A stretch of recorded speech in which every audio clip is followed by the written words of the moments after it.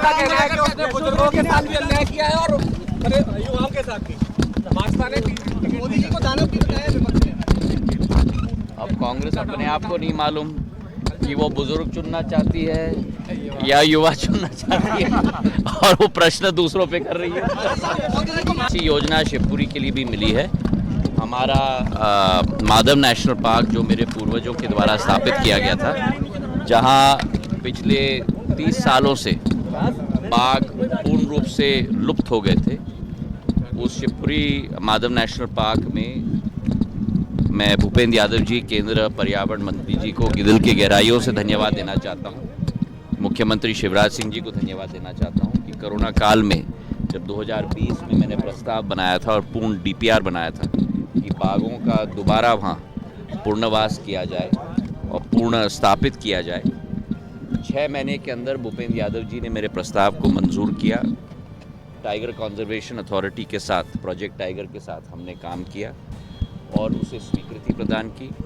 और इस वर्ष मेरे पूज्य पिताजी के वर्षगांठ पर 10 मार्च को मुख्यमंत्री जी, राज्य के पर्यावरण मंत्री विजय शाह जी, मेरी अत्या और मैं साथ में मिलकर 3 टाइगर, 1 नर और 2 मादी, 2 मादा को हम लोग ने माधव नेशनल पार्क में दोबारा स्थापित किया। बाघ की दहाड़ 30 साल बाद वहाँ सुनाई अब देती है। 180 स्क्वायर किलोमीटर के क्षेत्रफल में उनको रिलीज़ किया गया है। वे स्वस्थ हैं, पूर्ण रूप से सुरक्षित हैं।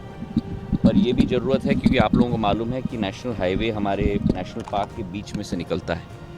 उन बाघों को सुरक्षित रखने के लिए और हमारे शहरवासियों को भी सुरक्षित रखने के लिए एक दीवार बनाना बहुत ज़रूरी है। तो 130 किलोमीटर के नए क्षेत्र में जो सेलिंग क्लब के पास है, वहाँ 14.5 किलोमीटर की दीवार, 8 फुट की दीवार, करीब 14.5 करोड़ रुपए की लागत से केंद्र सरकार के द्वारा आज का कार्यक्रम माधव नेशनल पार्क में रखा गया है।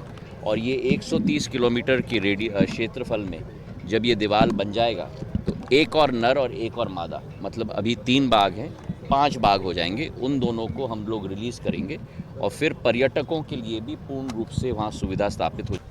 मैं मुख्यमंत्री शिवराज सिंह जी को, नितिन गडकरी साहब को और हमारे सिंचाई मंत्री तुलसी सिलावट जी को तहे दिल से धन्यवाद अर्पित करना चाहता हूँ। जहाँ एक तरफ जो मेरा सपना था, जो आज साकार हो रहा है, एलिवेटेड रोड भाग 1 IITM से रानी झांसी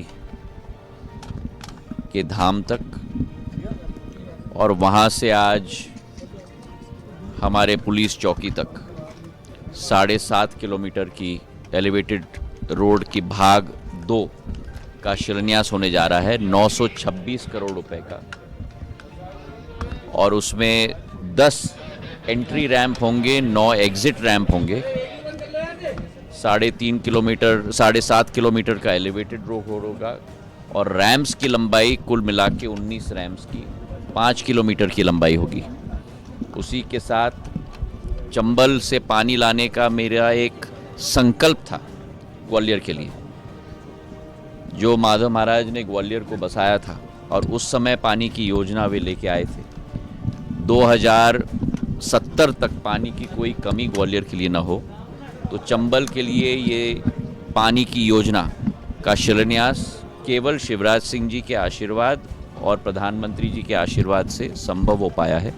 380 करोड़ रुपए की ये पानी की योजना है, जहाँ चंबल से हम ग्वालियर तक पानी हम लेके आएंगे।